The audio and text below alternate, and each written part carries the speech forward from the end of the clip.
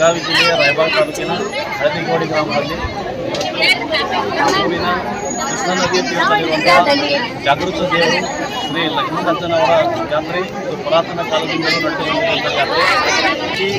ಈ ಕ್ಷೇತ್ರಾಧಿಪತಿಯಾದಂತಹ ಶ್ರೀ ಲಕ್ಷ್ಮಣಜ್ಜನವರು ಕವಡ ಪುರುಷರು, ಜಾಗೃತ ದೇವರು. ಅವರು ಹೇಗಂತ ಮಾತು ಎಲ್ಲ ಭೇದವಾಗಿ ಸತ್ಯವಾಗಿದ್ದರು. ಕಷ್ಟ ಕಾಲದಲ್ಲಿ ಜನರು ಕರೆಗೆ ಬಂದಾಗ ಎಲ್ಲ ಕಷ್ಟಗಳನ್ನು ಬಗೆಹರಿಸುವಂತಹ ದೇವರು ಲಕ್ಷ್ಮಣಜ್ಜನವರು. ಪುರಾತನ ಕಾಲದಿಂದಲೂ ಸಹಿತ ಈ ಜಾತ್ರೆ ನಡೆಯುತ್ತಾ ಇದೆ.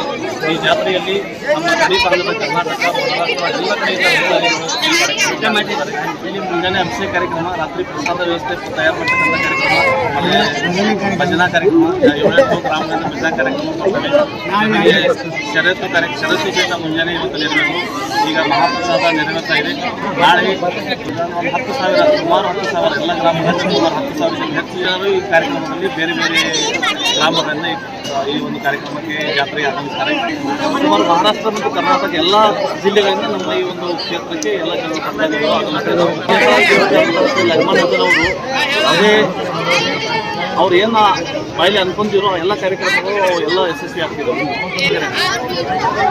ನಮ್ಮ ಊರಿನ ಆದಂಥ ಕೆಟ್ಟ ಘಟನೆ ಆಗುವಂಥ ಘಟನೆಗಳಿಗೆ ಅವ್ರು ಯಾವ ಥರ ಅವರು ಗೊತ್ತಿರಲ್ಲ, ಅವ್ರ ಇಚ್ಛೆಯಂತೆ ಪೂರೈಸ್ತಾರೆ. ಸಮಸ್ಯೆ ಆಗಿರ್ಬೋದು, ಮಕ್ಕಳಿನ ಸಮಸ್ಯೆ ಆಗಿರ್ಬೋದು, ಅದೇ ನಂತರ ಬೋರ ಬಾವಿ ನೀರಿನ ಯಾವುದೇ ಸಮಸ್ಯೆ ಆಗಿರ್ಬೋದು. ಗುರುಗಳಾದಂಥ ಮಾದೇವ್ ದೇವರಿಶಿ ಅವರು ಹೋಗಿದ್ದಾರೆ. ಎಲ್ಲ ಭಕ್ತರು ಒಳ್ಳೆಯ ರೀತಿಯಿಂದ ಸ್ಪಂದನೆ ಮಾಡ್ತಾರೆ. ಪ್ರತಿ ಜಾತ್ರೆಗೆ ಕಮ್ಮಿ ಒಂದು 50,000 ಜನ ತನಕ ಆಗ್ತದೆ ಅನ್ನೋದು ಪ್ರತಿ ಅಮಾವಾಸ್ಯೆ ದಿವಸ 200ರಿಂದ 300 ಜನ ಬದಲಾಗಿ ಅವರು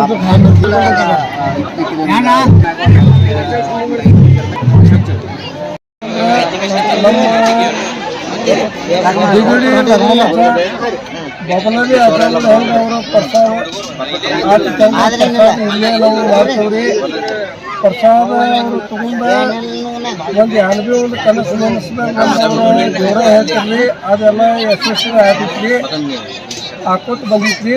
ಮತ್ತು ಹಿಂಗೆ ನಾವು ಮುಂದೆ ಭೀ ಮಾಡ್ಕೊತ ಬರ್ತೀವಿ.